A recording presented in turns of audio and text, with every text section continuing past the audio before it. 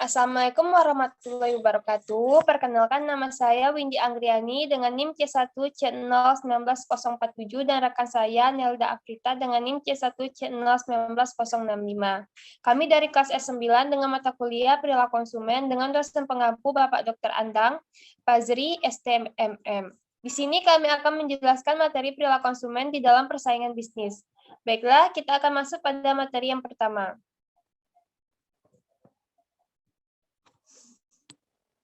Perilaku konsumen.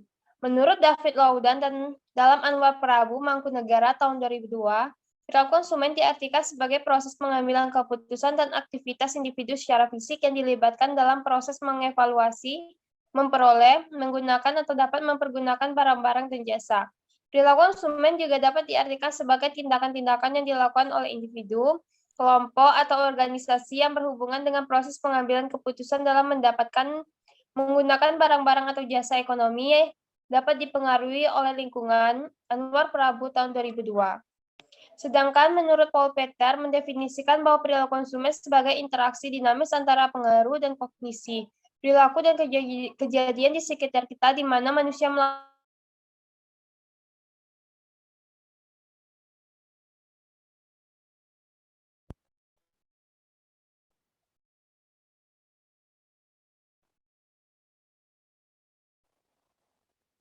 proses pengambilan keputusan konsumen. Setiap perilaku akan dilandaskan pada keinginan yang dihasilkan ketika konsumen secara sadar memilih salah satu di antara tindakan alternatif yang ada. Menurut Paul Peter tahun 1909, memandang pengambilan keputusan itu sebagai proses pemecahan masalah yang disusun dengan urutan sebagai berikut. Yang pertama, ada pemahaman adanya masalah.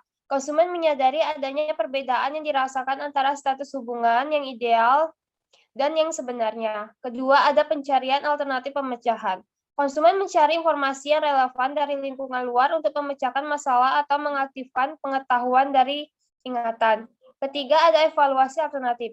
Konsumen akan mengevaluasi atau menilai alternatif yang ada dalam konteks kepercayaan.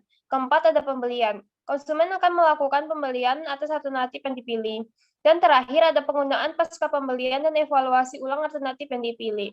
Konsumen menggunakan alternatif yang dipilih dan mengevaluasinya sekali lagi berdasarkan kinerja yang dihasilkan.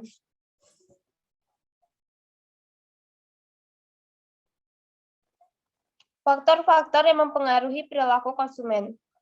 Ada kekuatan sosial budaya. Yang pertama ada faktor budaya, kedua ada faktor kelas sosial, ketiga faktor kelompok anutan, keempat faktor keluarga. Lalu juga kekuatan faktor psikologis. Yang pertama ada faktor sikap dan keyakinan, kedua faktor kepribadian, dan terakhir ada faktor pengalaman belajar. Baiklah, selanjutnya akan dijelaskan oleh rekan saya.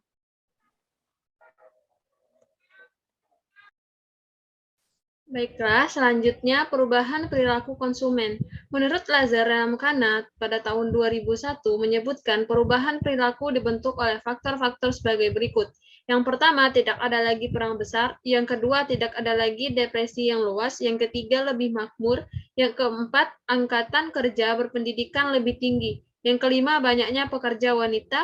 Yang keenam, ukuran keluarga yang lebih kecil. Yang ketujuh, kesehatan yang lebih baik dan kemungkinan hidup lebih panjang.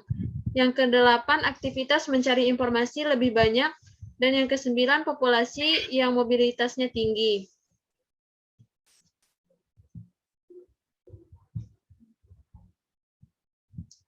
Selanjutnya, model posisi kompetitif.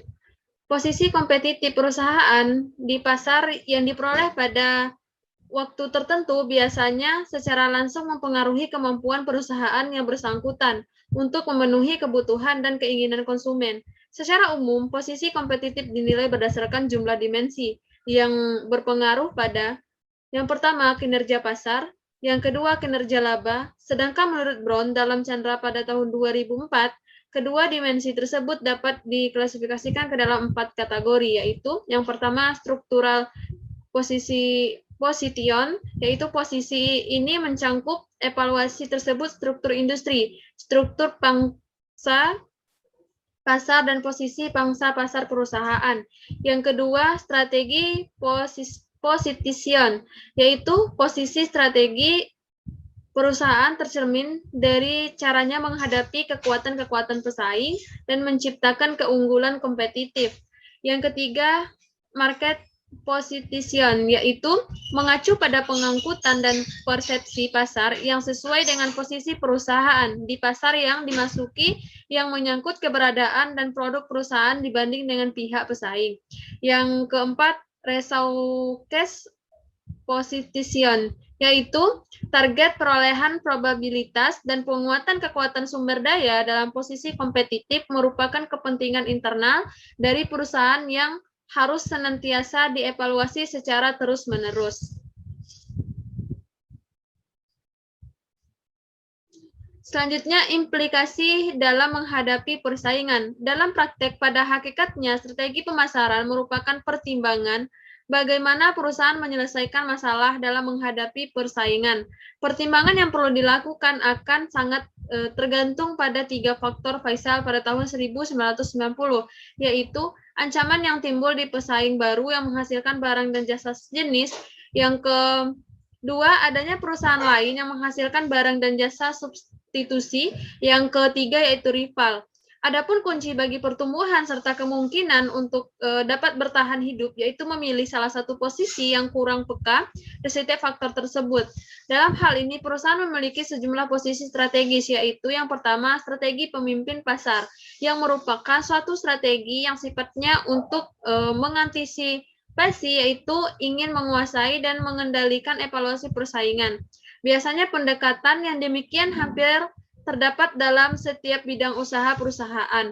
Yang kedua, strategi penentang pasar merupakan cara yang dipakai untuk mencoba meningkatkan bagian pasarnya melalui konfrontasi langsung. Strategi ini sangatlah ofensif terhadap kekuatan pesaing. Yang ketiga, strategi pengikut pasar merupakan kebalikan dari strategi penantang pasar.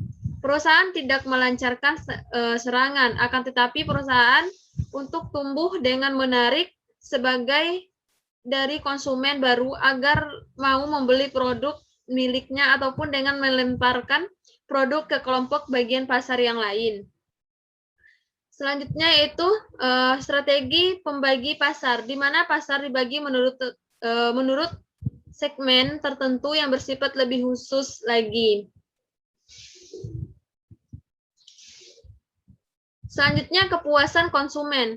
Kunci memperoleh kemenangan dalam persaingan bisnis yaitu mengingat semakin ketatnya persaingan karena semakin banyaknya perusahaan yang terlibat dalam pemenuhan kebutuhan dan keinginan konsumen, sedangkan konsumen ini juga menunjukkan loyalitas, kecintaan, kecocokan terhadap suatu produk, maka akan berubah menjadi pelanggan atau customer.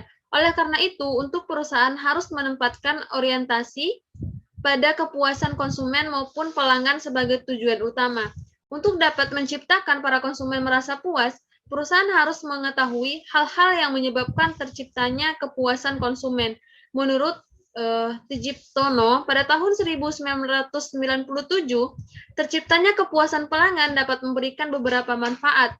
Di antaranya, hubungan antara perusahaan dengan pelanggan menjadi harmonis, memberikan dasar yang baik bagi pembeli ulang dan terciptanya loyalitas pelanggan serta memberikan rekomendasi dari mulut ke mulut yang menguntungkan bagi perusahaan. Kepuasan pelanggan ini harus menjadi strategi jangka panjang untuk meraih sehingga menjadi keunggulan kinerja bagi perusahaan untuk kurun waktu jangka panjang pula. Sehubungan dengan itu, maka tercapainya kepuasan pelanggan perlu diperhatikan, yaitu bagaimana cara untuk meraih, meningkatkan, dan mempertahankan kepuasan pelanggan, serta bagaimana kepuasan pelanggan menjadi keunggulan daya saing yang berkelanjutan.